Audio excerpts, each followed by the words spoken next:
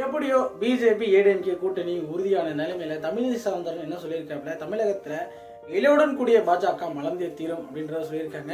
எப்படியோ கூட்டணி உறுதி பண்ணிட்டாங்க. நாங்கள் வந்து சந்தர்ப்பத்துக்கு ஏற்ற மாரி கூட்டணியை மாற்றி அமைச்சுக்குவோம், உங்களை மாரி டிஎம்கே மாரி சந்தர்ப்பவாதிகள் கிடையாது அப்படின்ற மாரியும் தமிழிசை சவுந்தரராஜன் சொல்லியிருக்காங்க.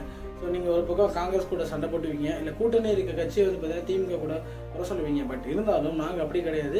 ஸோ எங்களுக்கு ஏற்ற மாதிரி நாங்கள் கூட்டணியை மாற்றி அமைச்சுக்குவோம் அப்படின்ற மாரி தமிழிசை சவுந்தரராஜன் சொல்லியிருக்காங்க. ஸோ அவங்க மேபி என்ன சொல்கிறாங்க அப்படின்னா, இந்த 2020 எங்களோட டார்கெட் வந்து பார்த்தீங்கன்னா டிஎம்கே தான். டிஎம்கே வந்து பார்த்தீங்கன்னா நாங்கள் ஒழிக்கிறதுக்காக இந்த கூட்டணி அமைச்சிருக்கோம் அப்படின்றத சொல்கிறாங்க.